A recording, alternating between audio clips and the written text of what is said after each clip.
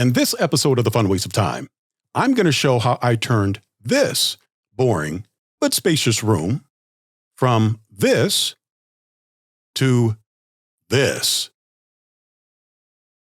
Stay tuned.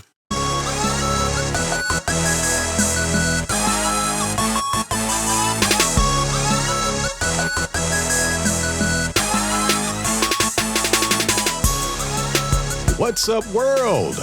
It's the Fun Waste of Time podcast, where a couple of friends get together to discuss all things entertainment, movies, TV, video games, home theater, and anything else considered a fun way to waste your day. I'm your host, Tarrus, and joining me this episode, we've got fellow home theater enthusiast, Jeremy Pyle. Now, I'm not an industry insider. I'm just a fan of my hobbies who enjoys talking shop about my favorite pastimes. So if you enjoy entertainment media, pop culture, and home theater, we hope you enjoy listening into the conversation as much as we're going to have a great time having the discussion. Let's get it started.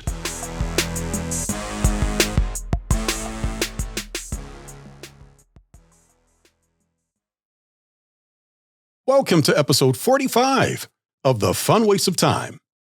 Now, I'm really excited about this particular episode, not only because we're doing a dedicated home theater experience, and those of you that listen to the show know that I love talking home theater, but more specifically, because this episode is going to be about my own home theater and my home theater journey up to this point.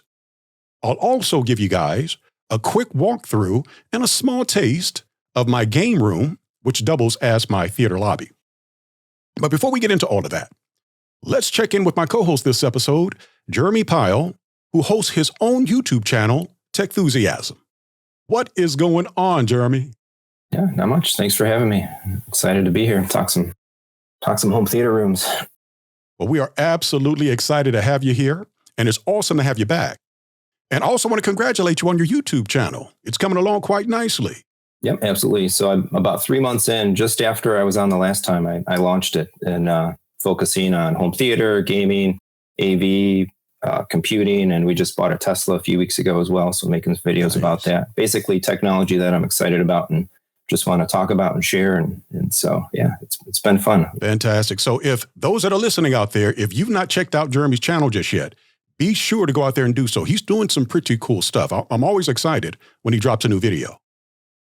Now, our good friend, Matthew Blair of Brolic Media and Blair High Performance Solutions, which is a home theater company that he just recently started, couldn't join us this episode. He's been with me for most of the home theater experience episodes that I've done up to this point, but he's been dealing with some family issues that he's had to work out, as well as starting his business. So we want to make sure that we send him our best and let him know that we are looking forward to seeing him in future episodes. All right, guys, well, let's not delay. Let's get right into Home Theater Experience. TV, movies, video games, the ultimate home theater experience, HTX. Home Theater Experience is for those listeners who have or who aspire to have a home theater. Whether it's a dedicated home theater that's light-controlled with a projector, projection screen, and an immersive sound system, or those who have a nice media room with a large TV and a great surround sound system to complement the viewing experience. Now, in these episodes and segments, I typically like to highlight my experiences watching movies and TV shows, as well as playing video games in the Fun Waste of Time theater and game room. I also give my opinion on whether or not I feel that content is worthy enough to recommend that you experience it in your own theater or media room. However, as I stated in the introduction, in this episode, I wanted to give you guys a walkthrough of my own theater, as well as some of the things going on in and outside of it also.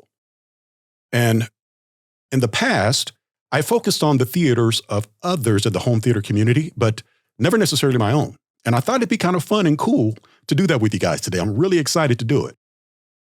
Now, the first thing that I want to do is show you guys a short walkthrough of what we've got going on in the theater. And then we'll get into some of the details of what it is you guys are seeing shortly thereafter. So we're entering the theater from the back of the room. And the first thing that I want to highlight are the colors going on in the room. We chose not to make the room a completely dark bat cave with black walls and a black ceiling because we wanted to use the room for more than just watching movies. And for that purpose, we wanted it to have the feel of a comfortable space that you just want to hang out in, while at the same time still providing the aesthetic of a practical and well-designed home theater. Now, the colors on the wall are Sherman-Williams Steady Brown, and on the ceiling, it's a dark chocolate brown called Well-Bred Brown. The wife and I have always really loved neutral colors, and we felt that this would give us that nice, comfortable feel that we were searching for. Having the stage screen was important because while watching movies, TV shows, and playing video games in the room, we wanted no distractions from what we were seeing on screen. So encapsulating and engulfing the screen in a sea of blackness was key in achieving that outcome, and we absolutely achieved the desired effect. Properly designed and aesthetically pleasing acoustical treatment in the room was important, although I wanted to do a really cool fabric wall design to cover the acoustical treatments and to add more acoustical properties. The reality was I wanted a 2-row 8-seat theater, and adding the framework for a fabric wall design would have taken up too much space, and I would have had to have moved 2 seats out of the room to accommodate it. So I think we settled on a very nice balance of aesthetics and practicality when it comes to that. So now we're looking at the ceiling heights. And in the back, you can just barely see the 2 in the rear. The 2 in the middle are subwoofers, and the 2 front ones that you're seeing here are the front heights. And we're going to move it on to the riser here in a moment. The riser is 20 inches high. Now, I'm 6'2", and when I step on the riser, I still have about 5 to 6 inches from the top of my head to the ceiling. And we'll get into the room dimensions here shortly. Now we're looking at the control system, which is Control 4, and the whole house is automated with Control 4. And you'll notice there are no speakers or subwoofers visible throughout the room, and that was purposeful. All the speakers and subwoofers are architectural, meaning that they are either in wall or in ceiling. Looking at the projector and the anamorphic lens, the HVAC return, which is only 18 inches away from the projector so that we can make sure that we keep it cool. And this is me standing on the riser facing the screen. In a moment, I'm going to step off the riser. I'm going to try not to trip because it is 20 inches high. It's almost 2 feet. So I got to be careful here. You'll notice me taking my time. Okay, so now we're going to the speakers on the back wall, the rear surrounds, rear Atmos heights, and the rear subs. Now we're looking at the rear Atmos, the rear surrounds, and the rear sub. We're going to move it to the projector, to the back of the projector so we can see what's going on there. We've got the Ethernet and electrical outlets that you see here, as well as the power protection, the watt box, to make sure that it doesn't blow out in an electrical storm or anything. Now, the spacing behind the seats, there's roughly 3 feet from your ears when sitting in the rear seats to the rear surrounds. So there's plenty of distance behind the seats for good sound dispersion. Control 4 switches, as well as my Nest thermostat. The theater has its own HVAC zone. The touchscreen for the theater, the Control 4 touchscreen. And this is the rack with the rack door off. Normally the door is on to control any sound coming from that direction.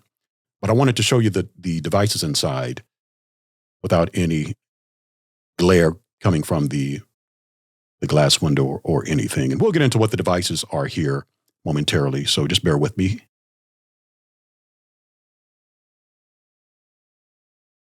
We're going to do one last pan around the room.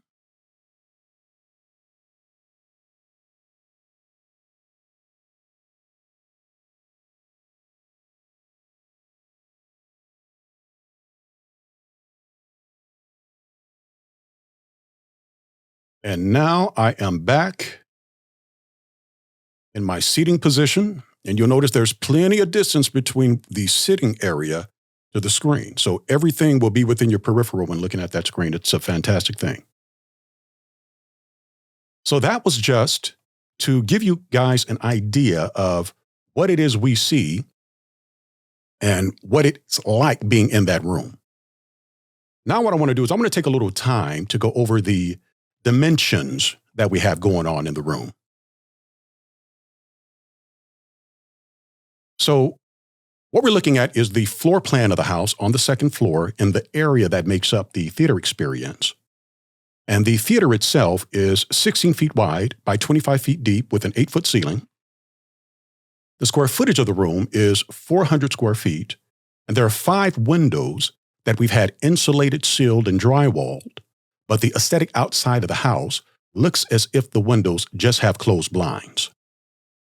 There are 2 doors in the theater, one which borders the game room, which doubles as our theater lobby. I mentioned that to you a little earlier.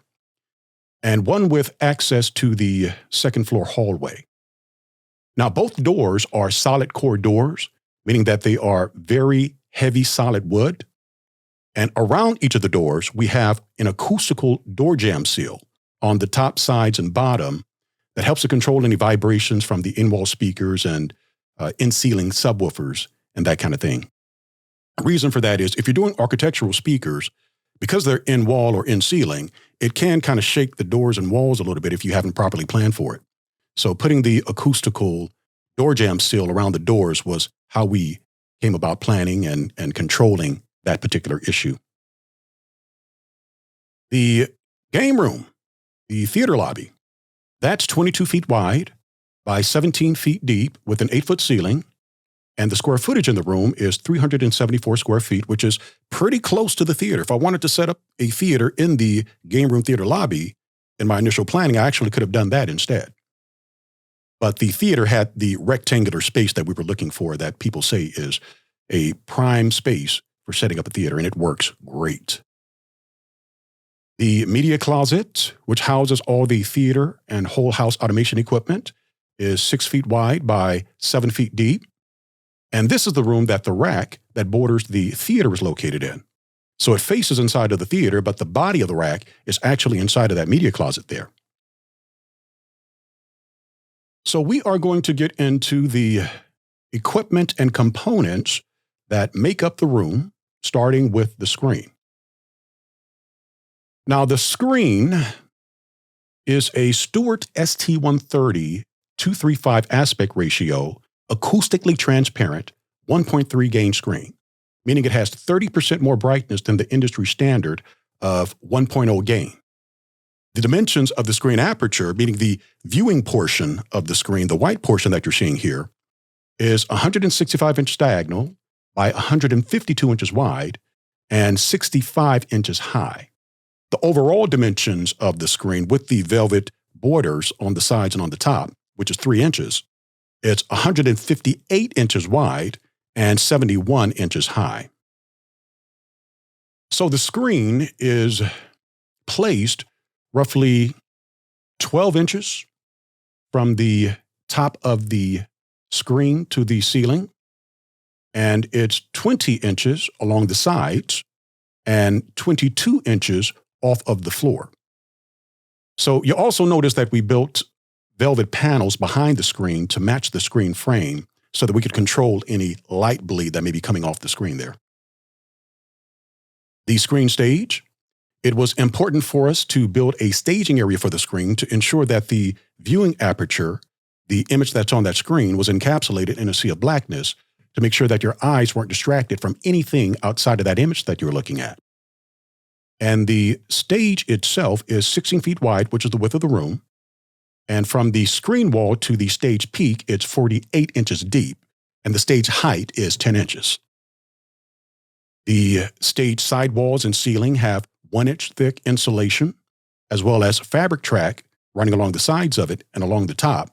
And that's covered by a fabric called Guilford of Maine Anchorage. And the color, it's a black color, but they call it onyx. But the acoustical track running along the stage area here it's approximately, say, 30 inches on the side from the edge of the track to the screen wall, and the same distance from the screen wall to the ceiling track. I think just toss something out. I really like the idea how you went white. So many people in their theater spaces, when you've got light control and you got all of this ability to manage the space, still look at special screens and ALRs and so on. I think you'll talk about it a little further in your performance with some lights on, but I think nothing's better than just a plain white screen and trying to build the room around that. Yeah, it puts off a beautiful image, Jeremy, and having that 1.3 gain on the screen makes a really big difference also. And we'll get into the light zones. I do talk about that as well. But having control of your lights in the room can definitely help set up the room for whatever purpose you plan on using it for, whether it's watching movies, playing video games, or watching TV or sports or whatever else. But very, very good point. So now what I want to do is move it on to the projector. So the projector that I have is the JVC NX9, also known as the RS3000.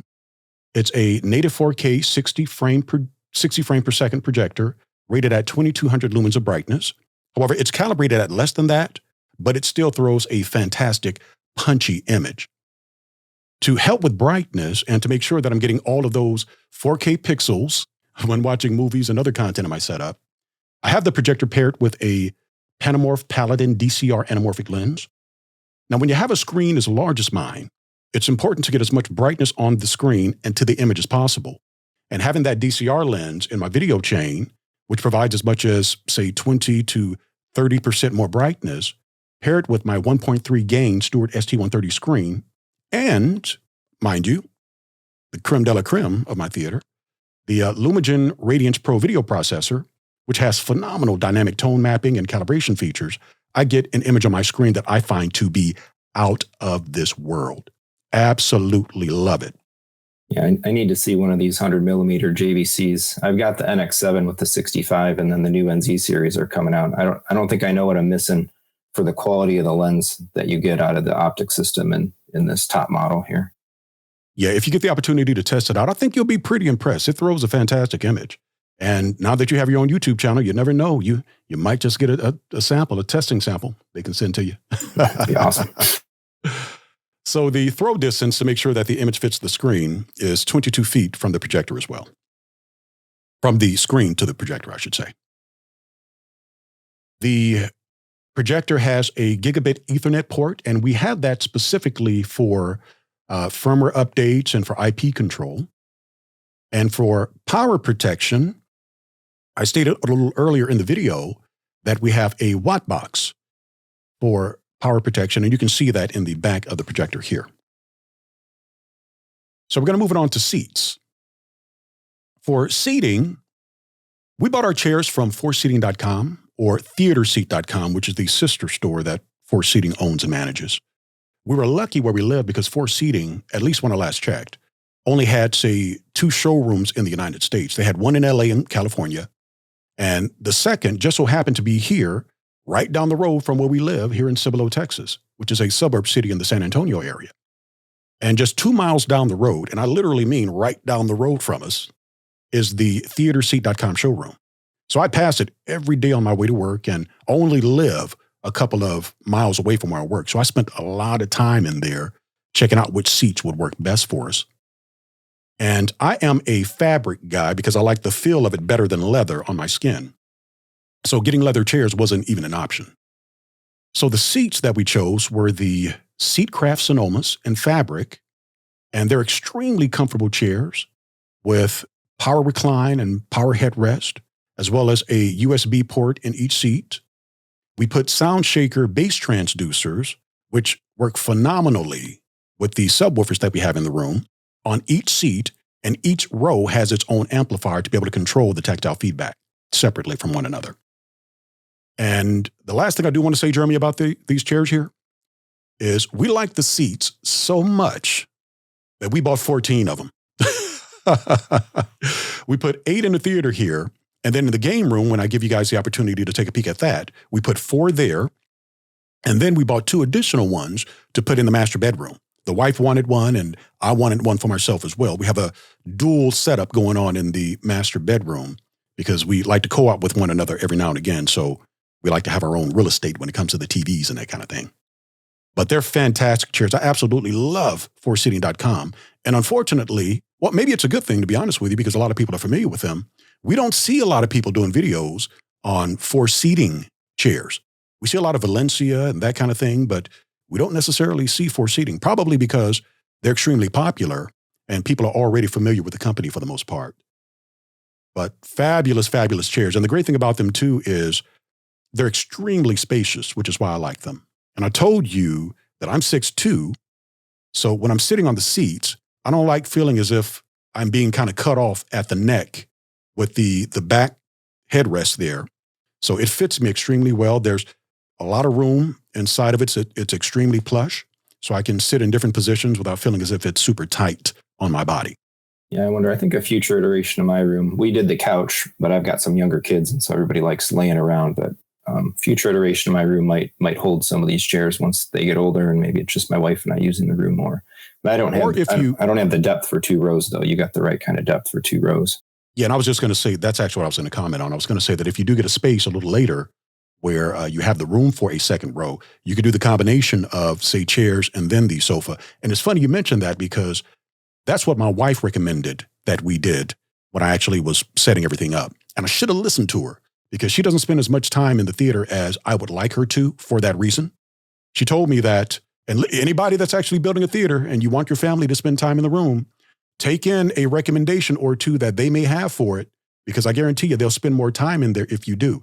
Because I didn't take my wife's recommendation of putting in a couch, say either in the front or back row, she doesn't like to spend a lot of time in there because she wants to be able to lay down or snuggle and do that kind of thing. And I wanted it to actually have almost a commercial theater feel. But she still likes coming in there from time to time when we get together and watch movies and all of that, even play games and that kind of thing. Yeah, family and wife factors is huge. Exactly. If you want to use the space with them all. Yep. I'm telling you, make sure you take them into consideration as you're building your theater, guys. So now I'm just going to talk a little bit about where I like to sit. This is my captain's chair. I actually have 2 spaces that I consider my captain's chair. So I typically like to sit in the back right seat.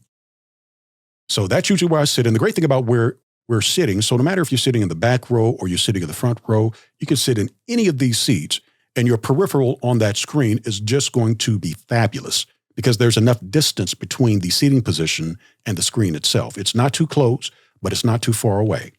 And when you have a 4K projector, you want to make sure that you can see all of those, everything in its glory. You don't want to be able to see the pixels individually, but you want everything to look sharp and crisp. And I got the seating position just right for that. I'm very happy with the way that came out. But there are 2 places I consider my captain's chair. So sometimes I'll sit in that back middle right row. Sometimes I'll sit in the front middle right row. And I had a friend of mine say, the only thing about your theater tours is I would have liked that middle seat. That middle seat is the sweet spot for me. And I know where he was coming from when he said that. And it makes sense. But there is no sweet seat in my theater. It's all sweet. It all works fine, because the way that it's set up is, like I said, no matter where you're sitting, you're going to be sitting in that sweet spot. You're going to have a very nice view of what's going on that screen. I think generally, like acoustically speaking, you don't really want to be right on the center line anyway, right? Being slightly one side or the other. You really surprised me though. So when you sit in the back, are you sitting in the back when you have guests and you're kind of giving them the prime, or you full on legit sit in the back if it's kind of just you playing some games in there? It depends on where my guests like to sit when they go to the commercial theater. I basically give them the free reign of where they want to sit. So if they typically like sitting in the back row or sitting in the back somewhat, I'll let them take the back row. It's not a problem. Like I said, I can sit in any of these seats. For me is fine because any seat is a sweet spot. But for them, they typically like certain seats when they go to the theater. So I just give them the choice of that. It's not a problem. Makes sense. For you alone, though, you're probably sitting in that front one, right? Yeah, the front or the rear, depending on what I'm doing. If I'm gaming and I want to be close up on what's going on the screen, sometimes I'll just sit in that front row. But sometimes I like sitting in the back row. It just kind of depends on how I'm feeling just that day, for the most part. So now we have the seating distance from the screen, and I talked a little bit about that. So the front row is 14 feet from the screen, plenty of space so that everything's in your peripheral. And the back row is 21 feet from the screen. So like I said, it doesn't matter where you sit, you're going to have a fantastic view of what's going on there. So we're going to talk a little bit about the riser. So I stated in the video that the height of the riser is 20 inches high. And I wanted to make sure that whoever was sitting in that back row was not going to be distracted from whoever was sitting in the front. So in the back row, if you want to recline the seats and the person in the front row is sitting upright, you can still see the aperture at the bottom of the screen without that person's head obstructing your view. So you have a fantastic viewing spot in the back row for anybody that's sitting in the front. Now, my brother is 6'7", and when he was here visiting me, I had him sit in the front row, and I was sitting in the back row, and I tested it out to see what the best viewing angles were. And it didn't matter because, like I said, there was plenty of space between his head and the bottom of that screen. It's also 7 feet deep, and I wanted it that deep because I didn't want you to feel, if you're walking on it, that you'd fall over the front or the sides or the back at any time. So you could have two people passing one another on this riser, and you'll be fine. The width of the riser is 12 feet by 6 inches. And I wanted it that wide because I didn't want the edge of the screen of the chairs to be right on the edge of the riser. So if somebody's stepping down, I didn't want them to trip over themselves because there was no space on the sides of those chairs. So there's plenty of space on the sides and also in the back of the chairs also.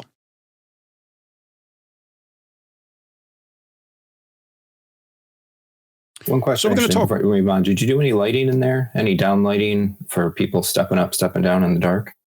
You know, because I have my lighting zone set up the way that they are in the theater, I didn't find it necessary. And we'll talk about the lighting zones here shortly, but that's a very good question. And some people may need that, depending on how many light zones you have and if you can control the lights that you have going on in the room. Depending on what your lighting situation is, you might want to add those riser lights. But for my situation, I didn't find them necessary. And I never used the lights in the seats because all of the seats have that lighting on the bottom and the cup holders and all of those light up. But I don't like that glare on the screen because they always glare on the screen. Mm-hmm. So we're going to talk a bit about the acoustical treatments that I have going on in the room. For acoustics, I wanted to make sure that I was getting the best experience that I could when it came to that. So I worked with a person who is considered a master acoustician, and he's pretty popular in home theater circles. His name is Anthony Grimani, or Tony Grimani. Some folks may know him as. And he's worked for Dolby. He's worked for Lucasfilm for a number of years. He was an executive at Dolby, from what I understand. And he started his own companies, actually, not just one, but a few.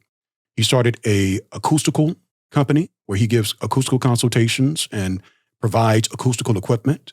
He has a home theater consultation company where he's helping people actually design their theaters and all of that. And he has a speaker company as well. I believe his speaker company is called Grimani Systems. And they're pretty fantastic, man. They're extremely premium, extremely pricey. But from what I understand, I've never heard them myself, but I hear they're fantastic. But I worked with him when it came to designing the acoustical design in my theater because I wanted, like I said, it done right the first time. And I worked with his media specialty resources company, and he gave me a personal consultation of what he thought my room needed. And I also worked with one of his associates who was fantastic to work with as well. His name was Mario Prevetti. And for those of you that have worked with Anthony before, you might be familiar with Mario. But he has a lot of different systems, acoustical systems, that you can select from. And all of them are on his webpage, the Media Specialty Resources webpage. I like the Sonata system. So that was the one that I chose. And as you can see, it comes with an assortment of diffusers, absorption panels, bass filters, bass traps, and that kind of thing. Because of the size of my room is 400 square feet, but I have a second row. The size, the system that I actually chose was the 550 and the 650 system with the number of panels, diffusers, and so on and so forth. And it worked out great. The room sounds fantastic. I've got plenty of cloud panels and absorption panels on the side walls and different types of diffusers, cylindrical diffusers and scatter diffusers. So the sound in the room is extremely tight and it does not sound dead. And that is what is key. But the design that I chose, the way that I laid it out was very similar to what you see here. And that's what we're going to be moving on to next, is how I actually laid out the absorption panels and diffusers and all of that in my own room. So this is the look of the room. And as you can see, I do have 10 absorption panels. And the panel that you're seeing here that doesn't have the absorption on it, can you see that mouse moving there? Yep. That actually is where a speaker is. So I had some panels created as speaker covers for the speakers. So that's actually not an absorption panel. That's just a speaker grill for the most part. But there are 10 absorption panels. There are 8 cylindrical diffusers. Now, whenever you're designing the acoustical design in your room, you want to make sure that you have some diffusion going on as well so that you can balance out the sound and it doesn't sound dead in there. And with cylindrical diffusers, you typically want to put them on the front of the room. And Anthony did explain that to me. And I have 20 scatter diffusers. And scatter diffusers you typically want to put around the seating area, usually in the back, from what I understand. And basically what they do is they diffuse and they scatter the sound to give almost a 3D atmospheric effect. So you got sound coming pretty much from all different directions with these scatter diffusers behind and around you. And there's some on the side over here. I just didn't have enough room to put another red shape over the panel there, the diffuser there. And I also have 6 cloud panels. And the cloud panels serve a double purpose. So not only are they capturing the reflection points that are hitting the ceiling, but it also helps with capturing light bleed that typically hits the ceiling as well. So I'm not really getting a whole bunch of light reflecting off of the screen because these panels can catch that too. Now there's a little bit going on around it, but everything stays in that staging area, which is fantastic. A couple observations. I haven't done the cloud panels in my room. Well, I guess maybe before I say that, just to support in my space too, you did so much in here. Like, this is so awesome. And no single factor affected the performance of my space more than acoustic panels. It changed everything. I'll be talking about that on my channel coming up a good bit too, but I need to get the cloud ones and I don't have anything on my ceiling yet. But I notice in your setup, in a lot of cases, there's corner treatment, and it looks like you skipped the corner treatments. Maybe because the way your doors and the symmetry of it laid out, maybe you had to, or? No, well, the reason I decided not to do bass traps was because the room already has enough acoustical treatments. For instance, and we'll talk about this a little later, I have a speaker baffle wall going on behind that screen. So there's a wall in front of the front wall of the room that was built that was heavily insulated and drywalled, as well as putting some additional line acoustic in front of it. For the speaker placement and subwoofer placement going on behind the screen. The stage is heavily insulated as well as the riser is heavily insulated too. So I just chose to bypass the bass traps for that reason, and also for the aesthetics of the room. I didn't feel as though it kind of added to the aesthetic I was going for, as well as I had enough diffusion and absorption going on in the room already. Right. Yeah, fitting corners takes up a lot of space. Yeah, it kind of does. Yeah. And then my room is set up a little awkwardly because I have 2 doors in the room, right? So putting a bass trap in each corner in the back of the room, I would have just been able to do it on one side because the door's on the other side. So in the end, everything worked out the way that it was supposed to. And it, like I said, it sounds fantastic with 6 subwoofers going on in the room. And we'll talk about that too. So one thing I did want to mention to you, Jeremy, and we talked a little bit about this before. Remember what I said about the reason I did not put 2 additional scatter diffusers in the ceiling here? Yep, saving that space. Saving that space, right? Save the date, they say. Because eventually what I want to do is I want to upgrade the audio that I have in the room, because right now the speaker configuration that I have going on is a 7.2, 2 subwoofer channels, but I have 6 subwoofers, .4. So it's a 7.2.4 with 6 subwoofers. And eventually I want to upgrade it to 9 bed channels, keep the 6 subwoofers, the two channels, but I want to upgrade the Atmos heights from 4 to 6. So in order to do that, I needed to make sure that I had space to be able to place them. So I decided not to put any scatter diffusers in those locations so that it'll be ready by the time I do get the additional speakers. So now we're going to talk about the speakers themselves. For the speakers, I decided to go with Triad's in-wall 6 LCRs. Triad is a fantastic speaker company. They custom build your speakers as you order them, and they test them heavily before they actually send them out to you. So they have a couple of different lines, but the lines I'm familiar with are I think they have the cinema line, the gold line, the silver line, and then the bronze line. And I chose the silver line because I felt they sounded fantastic. I actually got the opportunity to go to CEDIA one year to hear them, and I liked the way that they sounded. And then I went with the bronze series for my Atmos heights. And together they work fantastically. So I've got the Triad Silver in-wall 6 LCRs in the front wall behind the screen. I've got, and one thing they do have, they have 2 6.5-inch drivers, as well as a 1-inch tweeter.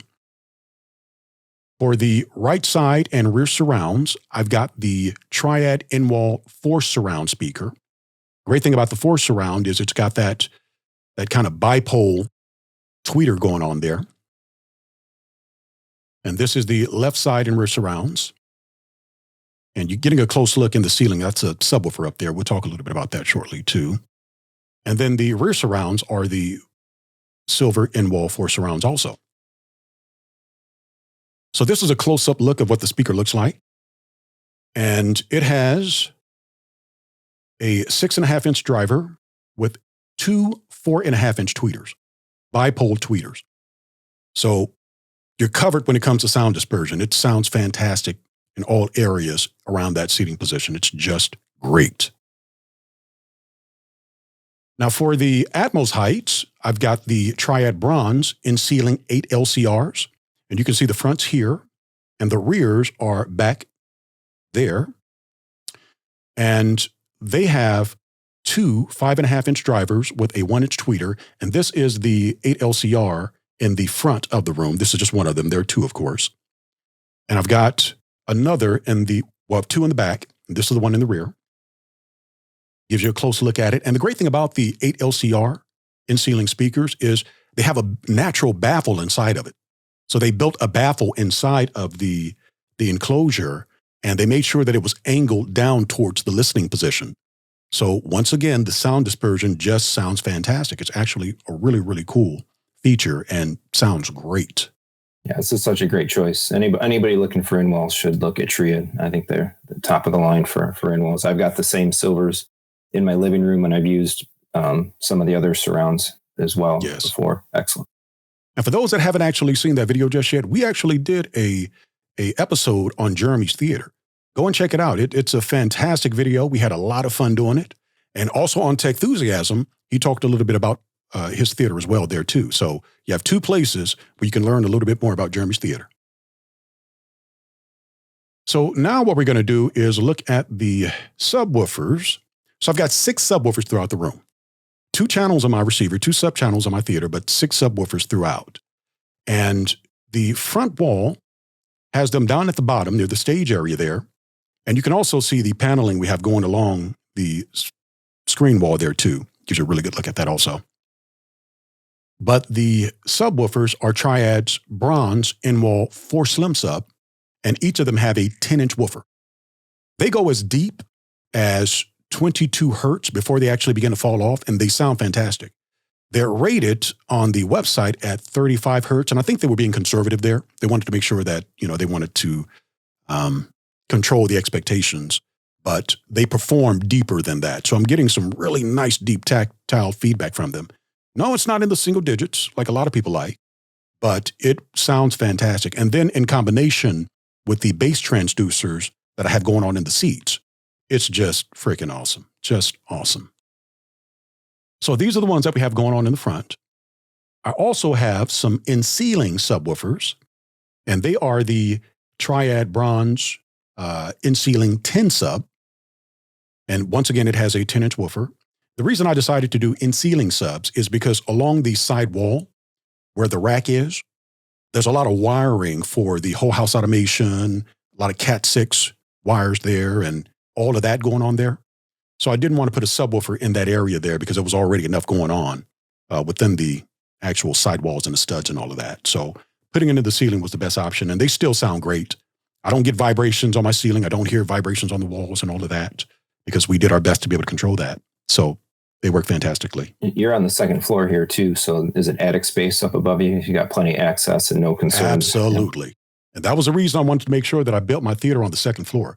Now, for those who have to build their theaters in the basement or on the first floor, I understand that you have to do it for a number of purposes, actually, but it makes it more difficult upgrading your theater because you don't have access to easily be able to make transitions above in the ceiling space there because you have another floor above you.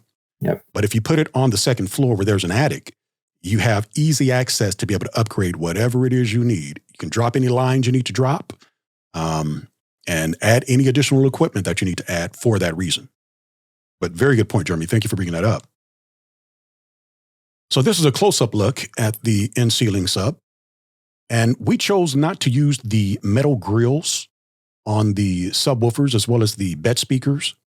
Reason for that is because once you have deep tactile feedback, you do get a little bit of rattling from those metal grills.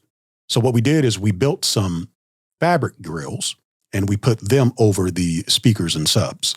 And what you're seeing there is how we were able to get the fabric on the ceiling. So I basically just stapled some Velcro up there, and it's a pretty tight seal. Works great. This is how they look on the rear wall there.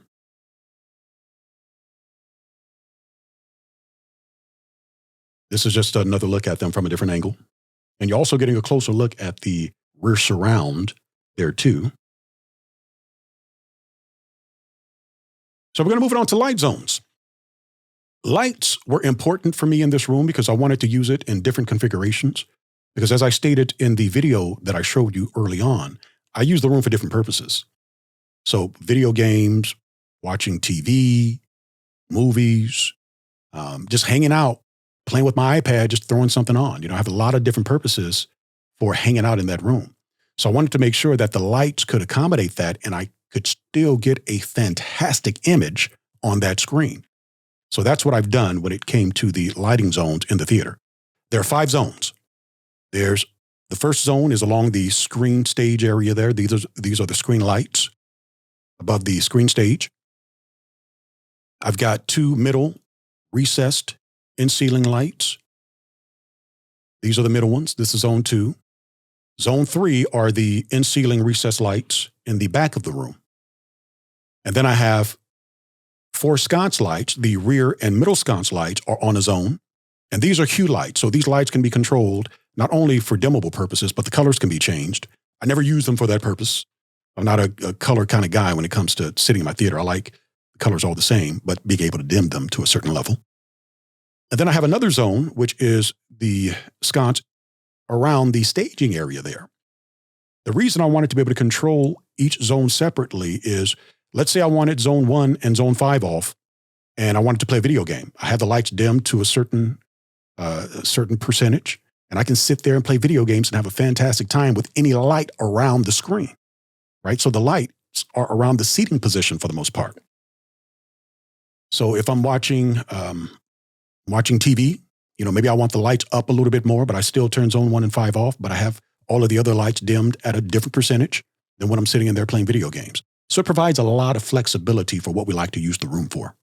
Yeah, I agree. I'm usually always movies, blackout, turn all the lights off, but games just feels better. It feels right to have a little bit of very dim light. Just, I don't know what it is. The experience is different.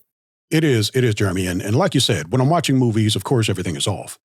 But for the purposes of doing other things, you don't necessarily want to be sitting in a dark bat cave.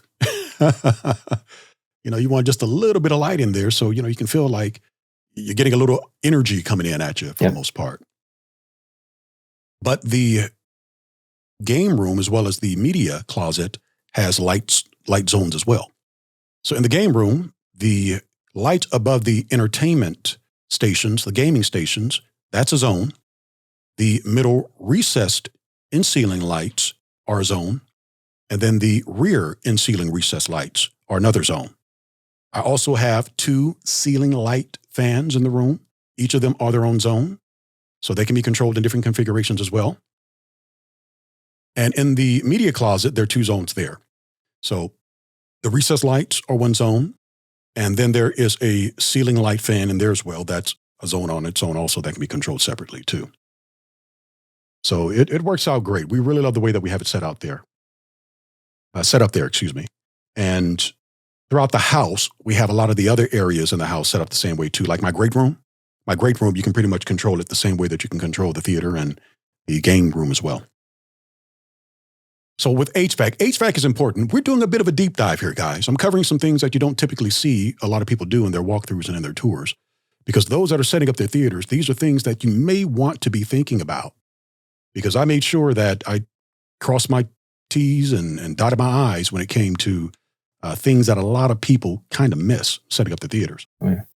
So I have 4 zones, 4 air conditioning zones, HVAC zones throughout the house. Downstairs is just one zone on its own. But upstairs, there's 3 zones because I wanted to be able to control the HVAC separately from the game room as well as the rest of the upstairs rooms. So the theater is considered a zone. The game room is considered a zone, and the game room is attached to a couple of other rooms upstairs as well. And then the master bedroom and bathroom, that's a separate zone as well upstairs. So those are the 3 zones that we have going on upstairs. You'll notice in the theater, I've got 2 supply vents to provide air and to keep air flowing around the room, heat as well as keeping it cool. And then there's one return going on in the room, and the return is near the projector because we want to make sure that we keep that area around the projector cool so it doesn't overheat. So when you're setting up your theater, you want to make sure that you have a way for all of the hot air that's being exhausted out of that projector to get taken out of that room. Very important. The game room, which doubles as the theater lobby, is the same. It pretty much has a similar setup to the theater. But take a look at the media closet. You'll notice in the media closet, we did not put a supply vent to bring air into the room there. Reason for that is because we didn't want the media closet to have any kind of temperature control because let's say we needed to keep the upstairs warm, right? It's a cold day outside and we need to keep it warm. Well, that would mean that hot air would be flowing into the media closet around equipment that is already hot to begin with. So it just didn't make sense to put a supply vent in there. So we put 2 return vents. There's one vent along the wall that really is just a hole in the wall vented over, which does help, keep the room cool and to help air get out of that room. And then we have an active return that's connected to the actual central AC system that sucks air out of the media closet. It sucks that hot air out so that we can keep that room cool. Now, the way that I actually keep it cool is through the ceiling fan that we have going on in the room. So the ceiling fan that's in there, it rotates in reverse.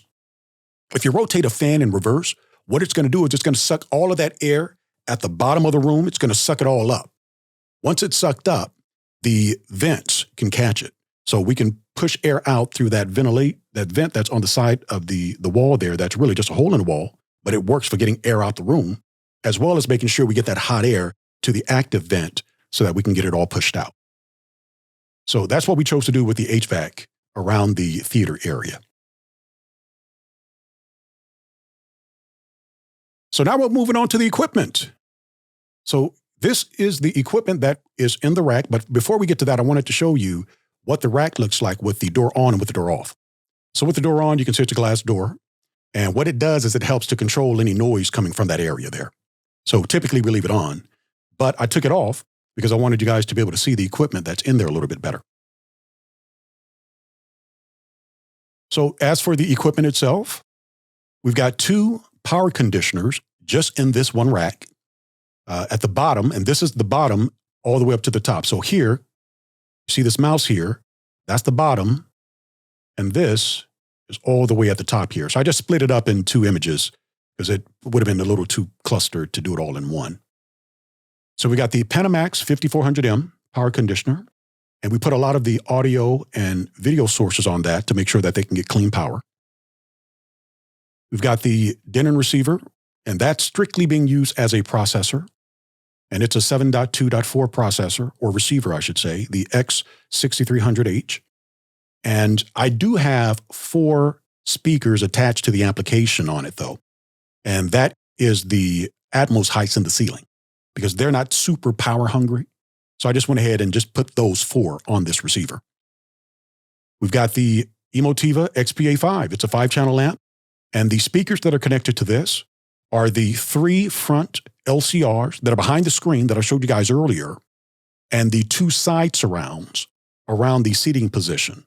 So the 2 4 surrounds that you guys saw earlier are attached to this particular amplifier. And the 2 rears are attached to another Emotiva that I have in another rack inside of the media closet. And I'll show you that a little later. But I've got a home theater PC. It has a 1080 Ti graphics card as well as a i7700K processor. And it has 16 terabytes, of storage. And I strictly use this mostly as a gaming PC. I do some gaming, some PC gaming in my theater, quite often actually. And one of the reasons I like to do that is because this is how I get to check what the latency is on the games that I'm playing in the theater. Because not only does it help playing PC games, but it gives me an idea of what's going on with my console games that I play in the theater also. But I never use it as a movie source, as a media source. So everything media-wise is being used by the Kaleidoscape, or I use the Kaleidoscape for. And sometimes the Oppo that I have going on in the room, I'll show you here shortly. I've got an Xbox Series X for my console gaming, as well as a PlayStation 5. Now I'm going to move to the other rack over here, starting with the PlayStation 5. It's in the same location in the middle of the rack. I've got the Oppo UDP 203 Blu-ray player, the UHD Blu-ray player. Fantastic Blu-ray player. Just awesome. I haven't really used it much lately, but there was a movie a while back that Kaleidoscape didn't have. It was Brotherhood of the Wolf, which is a French action movie. And I loved that movie when it came out in the theater. And once I got my Kaleidoscape, I wanted to check it out, but I found out that at that time, Kaleidoscape didn't have it. So I bought the Blu-ray and watched it in the UDP 203, and it was a fantastic experience. I will say that now Kaleidoscape actually does have Brotherhood of the Wolf within their movie store. Here is the second Panamax 5400 for audio and video devices to provide clean power. Now, the whole house is controlled with Control 4, as I stated in the video. This is one of the controllers that we use to control a lot of the equipment, the Control 4 equipment that we have. It's the EA5, and it works fantastically. Now, the creme de la creme, as I stated earlier, of my theater is the Lumagen Radiance Pro video processor. This is the 4446 model. It is a 10-input, 2-output video processor, and I love this thing. Let me tell you, all of the inputs are 18 gigahertz, so I'm getting HDR on everything.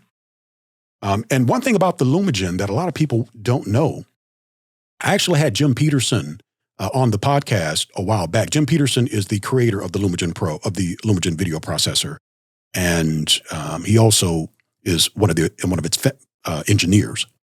I had him on the show, and he talked about one of the more recent features that they added a while back, the game mode on the Lumagen Radiance Pro. For those that actually like to game, what the Lumagen can do is help keep the latency for games that you're playing around 14 to 16 milliseconds. And I tested it while PC gaming, and it works fantastically. The JVC NX9 projector that I have has a low latency mode that works fantastically too. But in conjunction with the game mode on the Lumagen, I get a fantastic experience playing games in my theater, and that's whether it's PC or console games. So that is my prized possession in my theater, I should say. Yeah, so many people say that. I haven't taken a step into one of those yet, but I don't know, maybe someday. When you do, Jeremy, I don't think you'll be dissatisfied. It's a fantastic piece of equipment. I will say that it can be complicated to learn how to use on your own. So if you do get it, I would highly suggest getting it calibrated and having somebody show you how to use it for its simple modes to make it a better experience for you. And I had my Lumagen and my video setup calibrated by Chris Deering. For those of you that aren't familiar with Chris Deering, he owns a company, or he runs a company called Deep Dive AV. And he also works for Sound and Vision magazine, reviewing a lot of the products that the magazine has, a lot of projectors and video processors, a lot of video equipment, basically. But he's been traveling the country from time to time, more so before COVID, to calibrate folks' theaters. So if you get the opportunity to come across him to calibrate your system, I highly suggest you do so. He does a fantastic job. Yeah, props to Chris. He's a great guy. Absolutely. So the video matrix is the control 4. And that has, I believe it has 12 inputs. So I can have 12 video sources on it. And then it has 10 or 12 outputs. I believe it has 12. I have 13 different video zones throughout my house, 13 TVs. So all of them are controlled by this video matrix. There's one zone that's actually doubled. So I think there are 12 inputs on this, outputs on the video matrix. But fantastic video matrix. I absolutely love it. And then I have a Kaleidoscape Strato C media player. So when you have a Strato C, you also have to have a server along with it. And I have a 24 terabyte server as well. That's in the second rack in the media closet. And there's also, what I didn't put here, there is an Apple TV that's behind the rack as well that's connected to the theater. Yeah, great gear. We run so much of the same stuff. You got to love what Sony did with that PlayStation 5, by the way, right? It fits in a rack so smooth. That's sarcastic. It does. I know where you're going, Jeremy. I actually did get it to fit fantastically eventually. But when I first saw it, I was like, man, that thing is going to stand out in my rack being white the way that it is with all of these other devices that are black. Yeah, that angle thing. They should have made a box. They should have. And I will say this, when the PlayStation was first put in my rack, it would cut out from time to time. I haven't had that issue lately, though. It stopped doing it. Maybe they fixed it in a firmware update or something like that. But as I was first playing it, when I first got it, it would shut off on me in the middle of a game, and I'd get pretty upset about it. But it hasn't happened in almost, say, about 6 months now. So I believe they did put out a firmware. You're listening to the Fun Waste of Time podcast. So now let's take a look at the media closet and the equipment that we have going on there. So we're heading inside of the room, and you can see the cameras that we have going on around the house. And I put a TV in here to make sure that I could take a look at anything that I needed to see from there. This is the passive vent that I was talking about earlier. That's basically just a hole in the wall with a vent so that it can be an additional area to help hot air escape out of the room.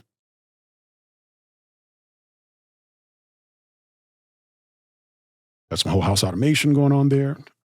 Always speakers. This helps control lets me know what the temperature is going on in the room.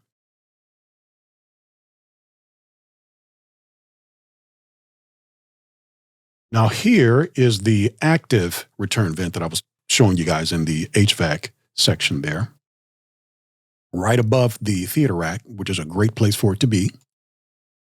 Now we have over 105 Cat 6 drops throughout the house. So all of those yellow wires, those are Ethernet cables. Those are Cat 6 cables going into the Ethernet switch there. Got some decent cable management going on. I'm pretty happy with it. It's not the best that I've seen, but it definitely works for our space here. Looks good. So now we're going to get into some of the other equipment we have in the second rack. So that receiver that you see there, that is actually the receiver for the downstairs great room. And downstairs, I have another triad setup there. It's a 5.1 setup, all with bronze speakers and a bronze subwoofer. You can also see the Panamax power protector that we have for the rack, for the audio and video equipment. And there are two in this rack as well. And that's a 5300 Panamax power protector. And above that is the amplifier for the downstairs subwoofer. And the three that you see above that, those are Rack Amp 700's triad amplifiers for the subwoofers that are in the theater. So there are two subwoofers on each of those amplifiers. Each of those subwoofers are getting 350 watts of power. This is the second Emotiva XPA5 amplifier that we have. And there are only two speakers being powered by this amplifier. And those are the two rear surrounds that I told you guys about a little earlier in the theater. So there are three open slots, three open inputs to power 3 more speakers there. And I'm planning on adding 4 additional speakers in the theater. So I'm kind of short one particular input. Yeah, center channel throws stuff off always. I tell you, every time. And above that is the Kaleidoscape Terra, the 24 terabyte server. That is a Luma controller for the cameras that we have going on throughout the house. And then above that, we have 2 speaker amplifiers for the whole house speakers, 2 Control 4 amplifiers, and then the audio matrix for the 13 zones of audio that we have going on throughout the house. And then we have the second Panamax power protector, the 53M. And above that, you're seeing the Luxel router that brings broadband into the house. And here's the thing about our internet. We actually have 2 ISPs coming inside of our home, each with gigabit fiber, AT&T gigabit fiber, and then we have another local provider, GVEC, which is Guadalupe Valley Electrical Company. They provide gigabit fiber to us too. And the reason we needed 2 ISPs is because when one goes down, we have a lot of equipment throughout our house that's automated. We need that second one to keep everything running in the house. And we have had situations where one of them have gone out and then we had to replace it with the other. Great thing about that is we've been able to keep the house up and running, keep all the automation equipment going, and doing other things that we need to do in the house because we have those 2 ISPs. They work fantastically. Above that one, the one with the white border that you're seeing there, that is a Triad R10. That is a commercial router that we paid a lot of money for. And unfortunately, the folks that did our home integration, they weren't familiar enough with that router to be able to program it, to be able to set it up for us. So we spent a lot of money on that thing, and it really isn't being used all that much. What I use it for is for dedicated broadband. So if I have a device or an area in the house that I need to dedicate broadband to, I'll plug the Ethernet port into that, as well as that second ISP, because we're not using both of them at the same time, into that router, and bam, I have dedicated broadband going for that specific device. But that is the most expensive single router that you will ever purchase. Yeah, that's a complex piece of kit for sure. It really is. It's basically a Fortinet router that PackEdge pretty much just utilizes for their infrastructure. And it's a fantastic router, but it's extremely complicated. It does a lot of cool stuff. Something to point out here too, I think good call on the way you did the cable management in terms of putting all of the network. You have a lot of the cable heavy stuff right at the top. So you can tie that stuff up, wind it up, and then it's not taken away from all of the space down below where, I mean, gear needs HDMI, some power, some of its own Ethernet, but you can work a lot more by keeping that mess of that Ethernet cabling at the top of the rack. I do my rack the same way. My switch is right at the top, right in the back. Yeah, good cable management can help keep your system up and running well. And we definitely made sure we paid attention to that. And thank you for bringing that up, actually, Jeremy. What you're looking at are the switches. We have 2 of these same switches. One is in the theater rack that I showed you guys earlier, and I think we'll pan to it before we close out this video. But I told you guys we have over 100 Cat 6 drops, and this is it's a Luxel switch, but it's a 48 PoE, but a 52 broadband input, gigabit input. So it's PoE on 48 ports, but 4 ports aren't PoE, but they are broadband ports, gigabit broadband ports. We have 2 of those. So like I said, we have about 105 Cat 6 drops, and this is how we are making sure that everything gets the broadband that it needs. How do you get to that second rack? You got enough room to sneak around there? Or does that spin? Oh yeah, it spins. We typically just pull it out, and anything that we need to do, we can get behind there because both the racks have wheels. So if we ever need to do any adjustments on them, we can definitely make sure we have access to it all.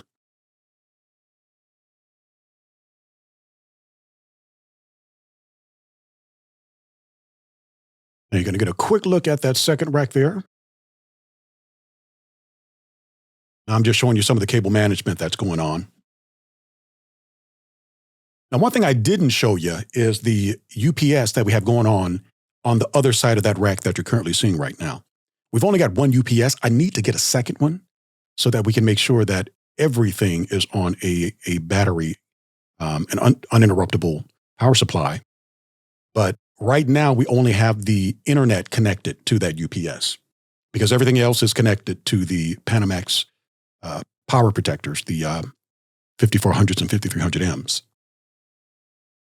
Yeah, we all spend a lot on this gear. I think having the UPS is awesome to be able to shut things down gracefully, or like we have a whole home generator. So our UPS on our rack keeps things powered. If we lose power and it changes over to the generator, all that stuff stays online to make the transitions. And I'm sure it saves some gear over the.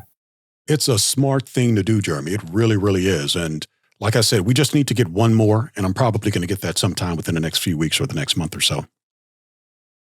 So now I wanted to talk a little bit about the control system we use. I talked about Control 4. Control 4 is pretty much controlling the whole house, and it's what controls the theater. And we have 13 different video zones, and I'm just showing some of the remotes that we actually have here in the house. And we're using the Neo remotes in the theater.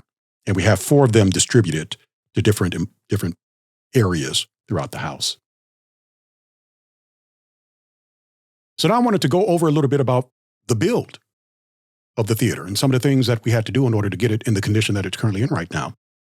So I mentioned earlier that we have 5 windows in a room, and that's what we're looking at here. There are 4 of them here, 3 along the front wall and then 2 along the side wall.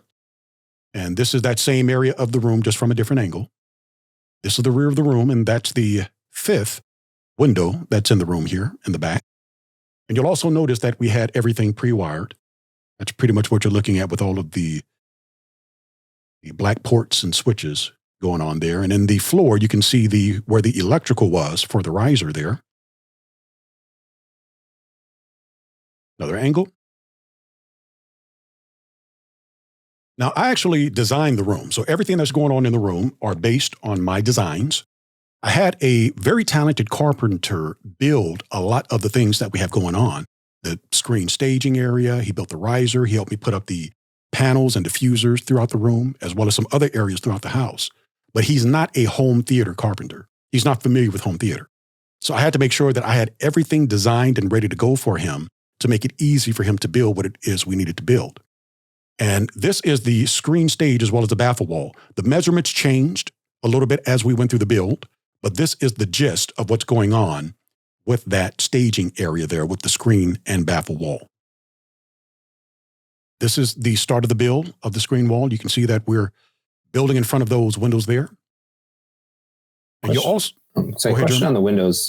Did you do anything special to kind of seal up the windows? Any concern of condensation on the inside of the window if it's colder outside and warmer inside? And no, we didn't actually. We just made sure the seal was tight, the windows were locked, and the blinds were closed. If I ever need to get to those windows, we're probably going to have to take some of that down. And I'm okay doing that, but I really do think that we have it sealed well enough to where we won't have any issues with it. And we haven't Perfect. Up to this point. Good. And you'll also notice on the left-hand side there, if you're looking at the picture, the window is gone now on the side wall there. In order to start the build of the stage, we actually had to have that window insulated, drywalled, and sealed. And by this point, we actually had that done. So here you can see the windows there. And over here, you can see that it is gone. Like magic. It's magic. All right. And this is what it looks like outside of the house. So the top floor there, because the theater is on the 2nd floor.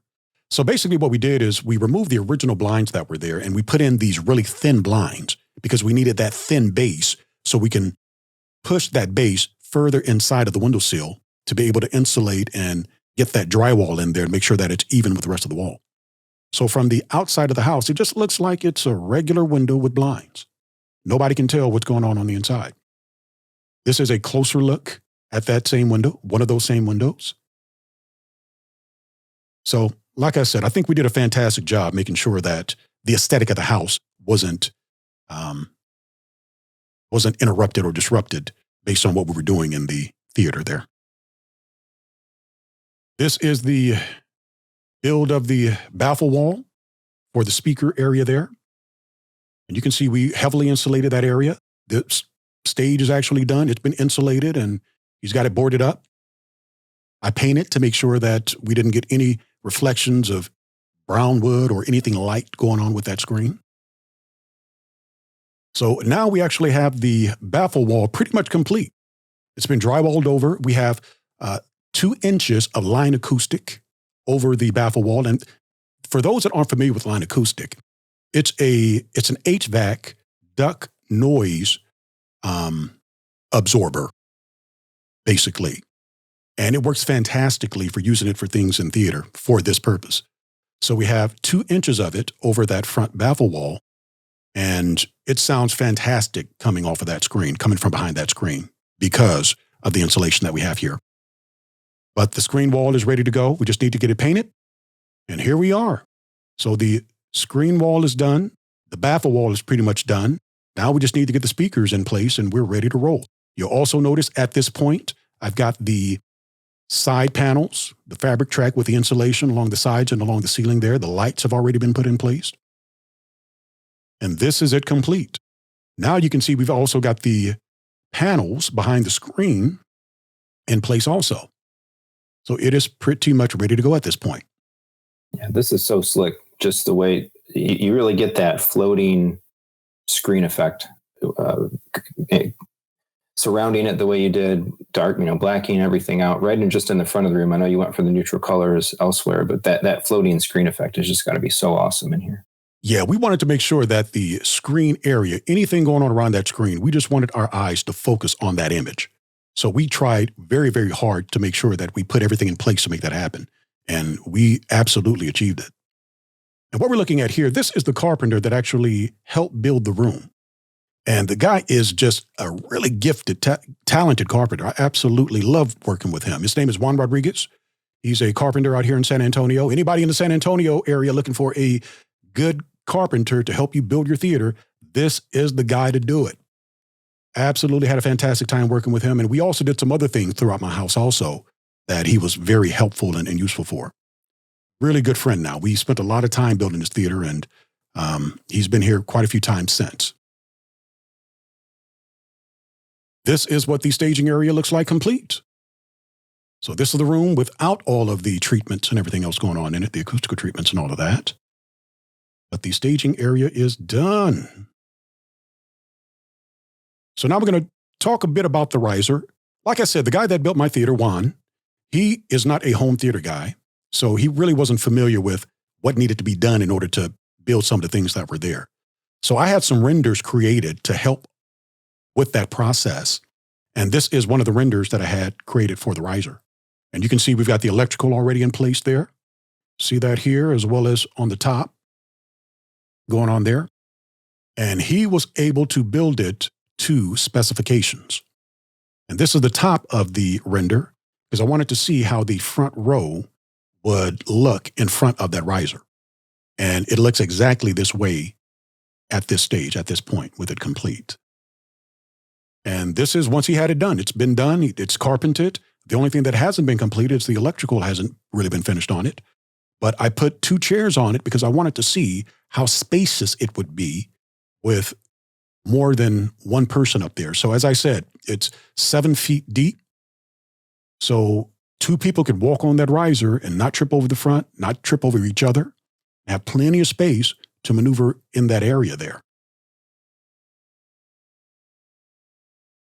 And you can also see on the sides of the chair that I still have those 3 inches. So if you're stepping down, you won't necessarily trip because it's not exactly on the edge of where the chair ends.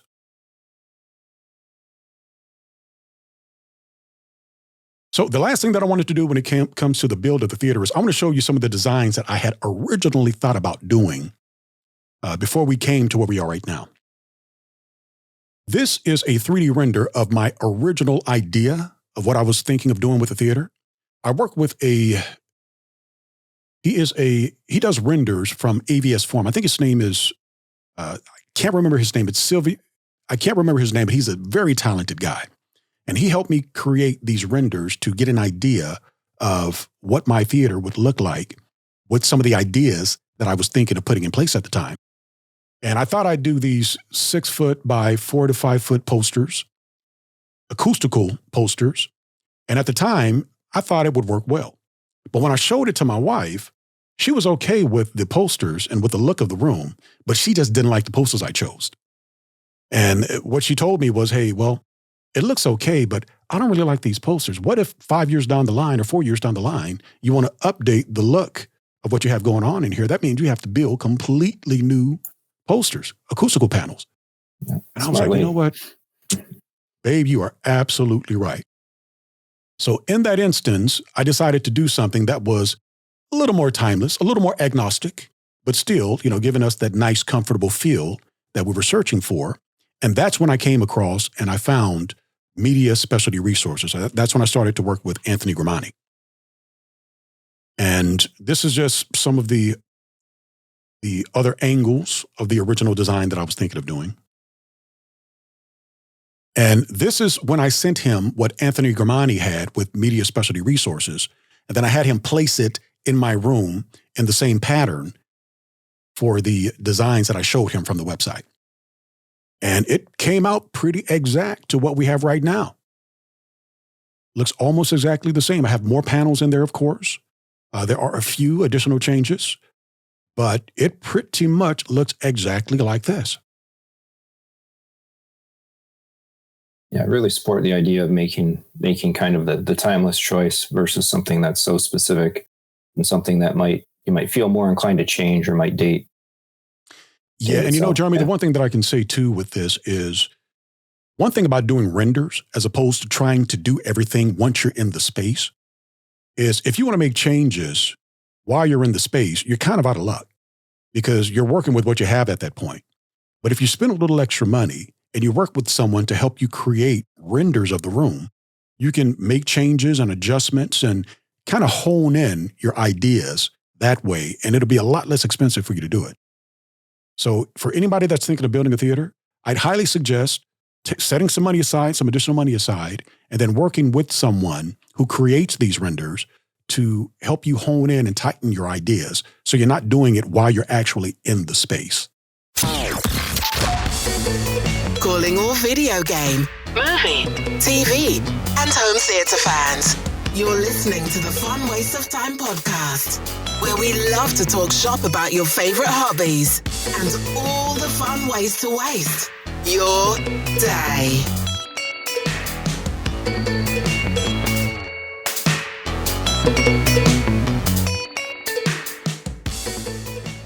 Okay, so this is just an image of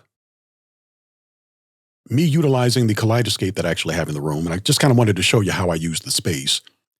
And what I want to do first is I want to show you me playing games in this room, how fun and fantastic and immersive it can all be once you actually have your theater set up and you have that 3D atmospheric sound coming at you at one time. And you have this big, fantastic screen with characters that are larger than life coming at you from the screen. It's a really fantastic and immersive experience. Now, Jeremy, you game in your theater as well, don't you? Oh, absolutely, yeah. I'm a huge gamer, been a long time. Yeah, nothing beats that room for pulling you in. Yeah. I'm telling you, and I've heard people say sometimes that using a headset is the best way to experience games because you can hear everything that's coming at you. Well, that may be true in a small space, but if you have a well-designed theater, having a headset is not going to cut it because you can get all those sounds that you're hearing in a headset coming at you live, full, and with full immersion. So what I want to do now is just showing me sitting in my theater, enjoying it, playing some games. I'm also going to play the sound. And the only reason I'm playing the sound for you guys is just so that you can understand what it is I'm listening to while I'm gaming. The sound actually sounds 10 times better than what's going to be coming through on this stream. But I just wanted to give you guys an idea of what I'm hearing while I'm playing. Another swarm from behind!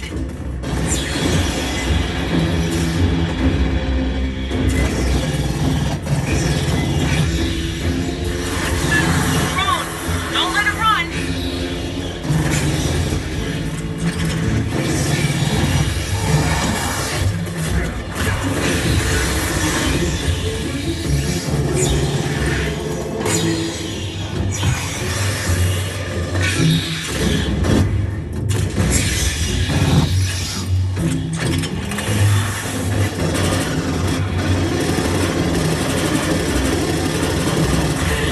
So that was me just playing a little bit of Aliens Fire Team Elite. And I was playing with my brother-in-law, just having a fun, fantastic time playing that with him. A couple things about gaming in a space like this. I've had folks ask me before in my space, like, isn't your screen overwhelming? Like, doesn't it make you feel sick or whatnot? But I found that the big image, particularly sitting as far back as we are, I'm about the same distance back from you, feels more comfortable than playing in a smaller screen. That actually makes me feel motion sick, moving around quickly in a smaller space than having a bigger space that just feels more natural. Absolutely. And that's why it's important, as you stated, to make sure that your seating position is right. So you can have everything in your peripheral without your eyes having to work too hard to look at what it is you're doing, especially when you're gaming. So my front row is 14 feet away from the screen, and it's plenty distance for me to be able to see everything that's actually happening on that screen. So now I'm going to show me playing a little bit of NBA 2K. Now, I'm not a big sports guy, but I love basketball. And my brother and I typically play a lot of NBA 2K. And I'm playing NBA 2K22 here. And I just wanted to show just a little bit of that as well.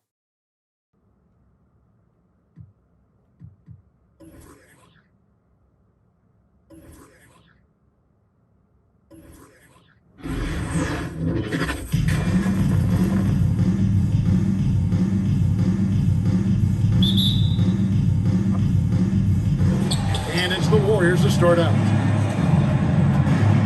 And now the Golden State Warriors starters. Chamberlain is out there with Barry. And it's Curry. And it's Durant. Shoots the three. And no good that time. And it's the 2010s team taking it the other way. Here's LeBron. And it's KD with the rebound. And here we go with Curry running it up the court. Another shot, and Durant finishes inside. This is the limp Durant provides on the offensive board. I love it when he puts it to use like that. Let's go down to the sideline and catch up with David Aldridge. Hey, Kevin, I was able to talk to Golden State's head coach. The issue that concerns him the most about the team they're facing tonight is matching up with that quickness. He said, at times we may go with a smaller and quicker lineup ourselves. Other times we have to use our physicality. It really depends on the flow. All right. So that was a little bit of me playing NBA 2K. I was a team in white, so, I ended the game at 5 points, beating the all-time Warriors, who's the team that my brother likes to typically play as. Nice. Get that win. All right. There's something else to point out here too, right? These are 16:9 games being optically and image processed through the Lumagen and your lens and all that into a 235 aspect ratio, and nothing is distorted, nothing is awry, and you're filling the screen, right, with that whole chain. That's just amazing. Very good point, Jeremy. So the Lumagen actually has auto aspect ratio control and what's called nonlinear stretch, and everything on my screen displays like you're watching a TV. It is absolutely fantastic. Now, there may have been some, I don't know if you guys were seeing some of the, was it kind of buffering a little bit while it was playing, or was it pretty solid? Pretty smooth. How was Aliens Fire Team? Was that pretty smooth too, or was that? That one hitched a couple times, but not bad enough to need to redo it, I think. Gotcha. Well, basically, the reason that happened, it's not because of the video that I put out. It's just because the internet was buffering a little bit on this end. But yeah, so having that Lumagen makes a really, really big difference when gaming and watching TV and all of that. And I'll show what watching TV looks like on this particular screen with that Lumagen also. Crystal clear like a TV, like I stated. So I'm going to show one last game just to give you guys one last feel of things that I like to play here. And hopefully this one won't buffer too much. But if you're thinking about setting up a theater, I want you to get excited about what you potentially could do, which is why I want to show some of these clips to you.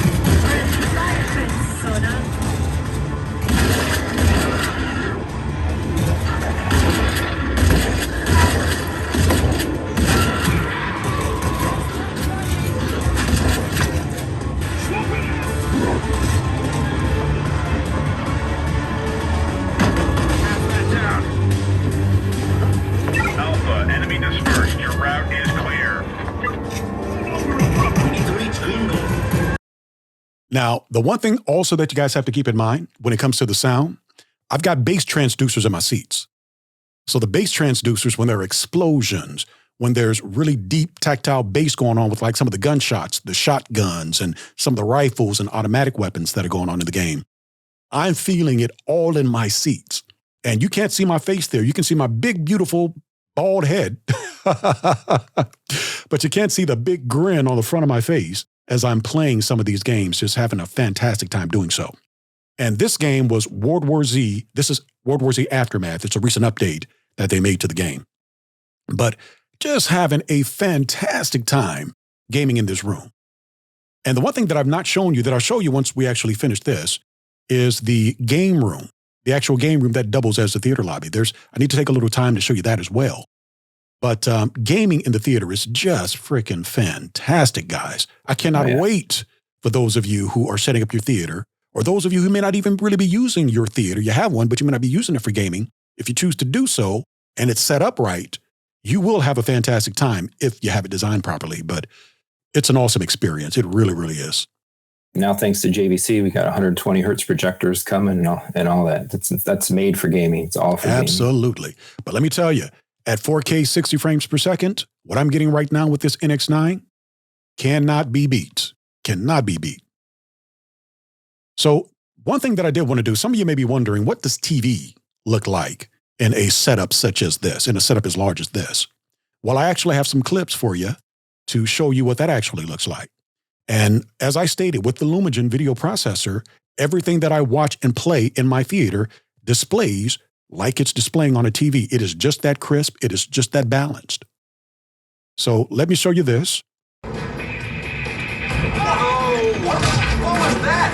Headlong into his first wipeout in the zone. That is right, John. When this guy wipes out, he does it with gusto.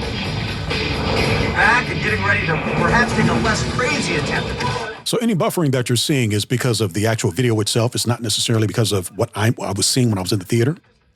But it is extremely crystal clear. It's very well balanced. Now I'm going to show you guys some basketball coming up next. I do like to watch basketball, as I stated. And you can see how very well balanced it is across that screen there. With Harden, defended by Bullock. Great find on Kyrie Irving. And the Nets get the scoring started in the third quarter.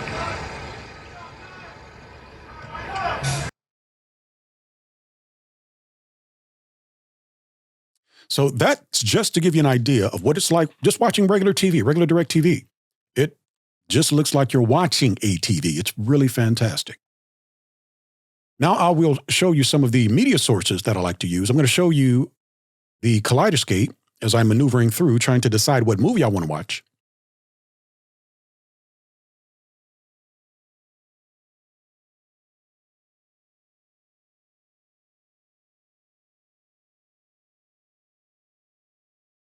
So Kaleidoscape looks fantastic, works fantastic. Kind of the ultimate integration device, giving you aspect ratio control, the lighting cues, all that stuff, right? Yeah, it's a fantastic media source. It really is.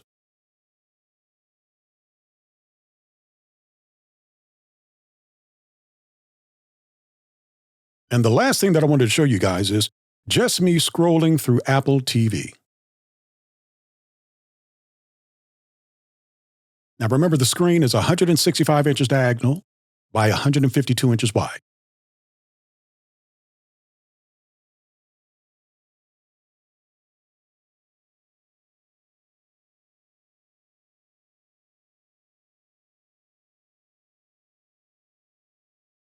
Just fantastic.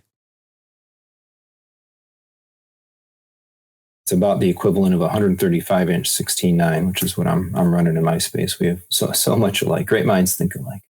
I'm telling you, Jeremy. Now, this is the last video that I want to show, and then we'll close out what we've done up to this point. But I want to show you what's going on in the game room, as I stated, which doubles as the theater lobby. So I've got 4 gaming stations, each with right now, it's the previous generation of consoles, the Xbox Series S, the Xbox One S, and the PlayStation 4 Pro. You got to have a well-stocked mini fridge. stocked up with all the necessary resources here. The snack bar that we had built, I actually did all the staining on it.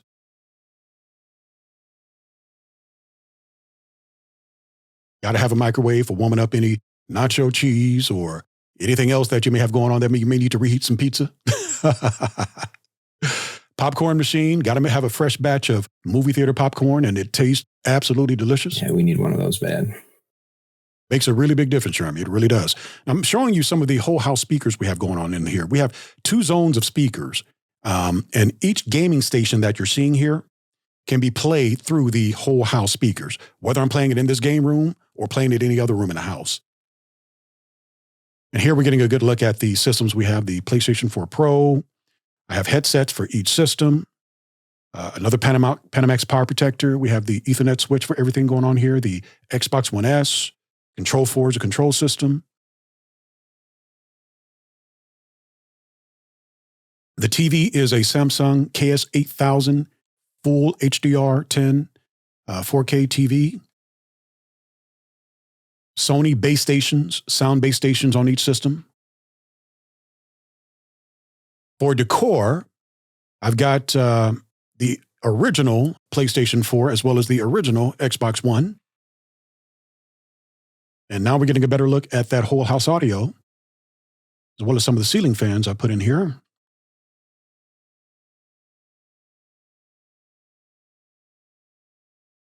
This is just so cool. Back in my early 20s, we used to have people bring TVs over to set stuff like up. LAN parties. Yep, exactly. You got it all out of the box and ready to go now. So what we're looking at here are each of these chairs. Remember, I told you about 12 chairs from forseating.com, the Sonoma Seatcraft Sonoma chairs. That's what we're looking at here. Each one has its own bass transducer with its own amplifier, so you can control anything off of that gaming station with it. You can feel all of the tactile feedback from the games you're playing, the shooting, the explosions, and all of that. Now we're moving on to the doors. I told you the doors are solid core doors, and I put the acoustic door jamb sealers around each of the doors. That's what we're looking at here. So you're seeing basically the gaskets for the door for the most part. They'll control any vibrations, no light gets through.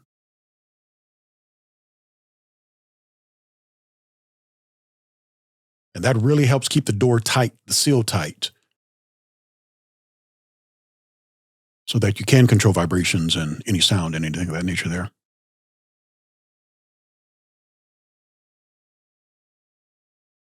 Now, one thing I did want to share with you guys, you see this screen over here? This thing here? This is actually a glass dry erase board.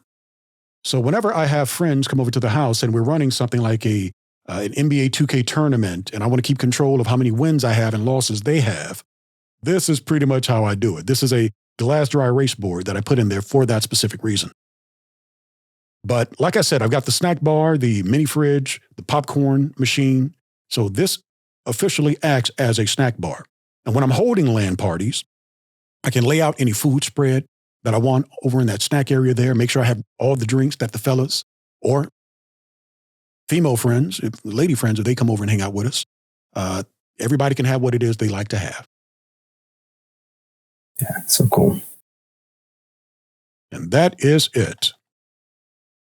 So guys, that was my theater and game room. And hopefully you enjoyed what it is you saw. Hopefully that inspired you to either want to use your theater in different ways, or if you're building a theater, it may have inspired you to want to make some changes or some adjustments to make sure that it's set up properly and you can use it the way that you really want to use it. Jeremy, did you have anything that you wanted to add? No, I don't think so. Yeah, you did awesome stuff. Your planning is so meticulous, and folks thinking about doing projects like this, it's just so fun, right? Being able to put a vision together for something, see it kind of come into fruition. I know a lot of folks, maybe in another echelon, might hire all this stuff out, but I think a lot of us in this more enthusiast space, we kind of get our hands in. We'd like to set things up ourselves. We like to spec things out ourselves, and having the realization, right, of all this stuff come together and being able to use it's so fun. Absolutely. So Jeremy, if people want to follow you and what you're doing, how can they go about following you? Yeah, so YouTube Tech Enthusiasm is the channel. We're talking home theater, games, computing, talking about that Tesla. Again, most of it's audio, video, home theater based, but I'm making videos multiple times a week on a pretty good schedule. 3 months in, having a lot of fun, learning, trying to get better at it too. So yeah, hoping to turn that into something great for folks. Awesome. Well, Jeremy, I want to thank you for joining me again. Like I said, it was fantastic having you here, and you definitely helped make this a better experience for me doing this. So thank you so much for that. My pleasure. Thanks. Well, all right. I want to thank you all for listening into this episode and for watching us. If you enjoyed what you heard here today, go ahead and hit that subscribe button. We'd love for you to join in with us the next time. Tell your family, tell your friends. We want as many people to join in on the fun as possible. Be sure to leave us a review on your favorite podcast platforms so more people can find out what the Fun Waste of Time is all about. If you're interested in some of the latest things that are happening within the Fun Waste of Time community, be sure to follow us on our website, thefunwasteoftime.com, Facebook, and Instagram. If you'd like to reach out to ask a question, share a thought on a particular subject, or just give us a shout, you can contact us at the Fun Waste of Time website on our contact page, or shoot us an email at podcast@thefunwasteoftime.com. That's podcast@thefunwasteoftime.com. Well, y'all take care, and y'all come back now. You hear? All right.